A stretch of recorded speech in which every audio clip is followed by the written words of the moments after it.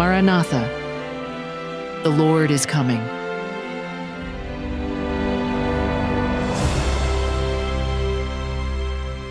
January, the King is coming.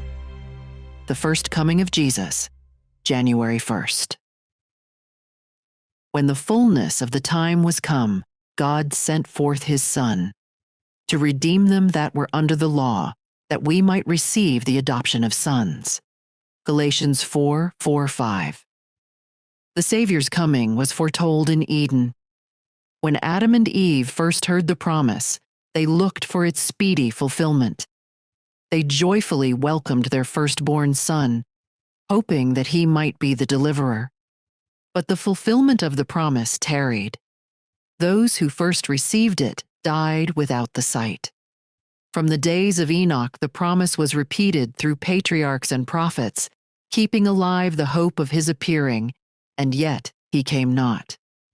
The prophecy of Daniel revealed the time of his advent, but not all rightly interpreted the message. Century after century passed away. The voices of the prophets ceased. The hand of the oppressor was heavy upon Israel, and many were ready to exclaim, "The days are prolonged, and every vision faileth."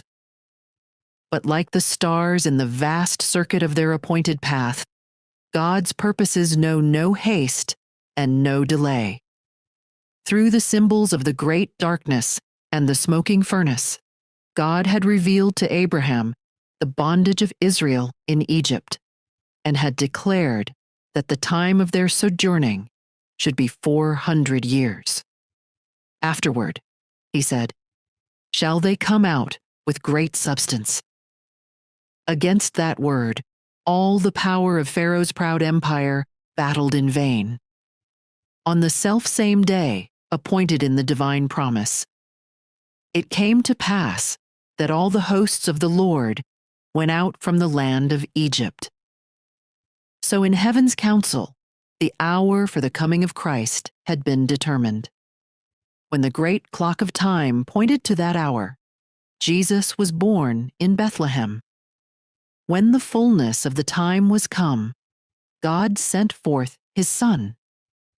Providence had directed the movements of nations and the tide of human impulse and influence until the world was ripe for the coming of the Deliverer.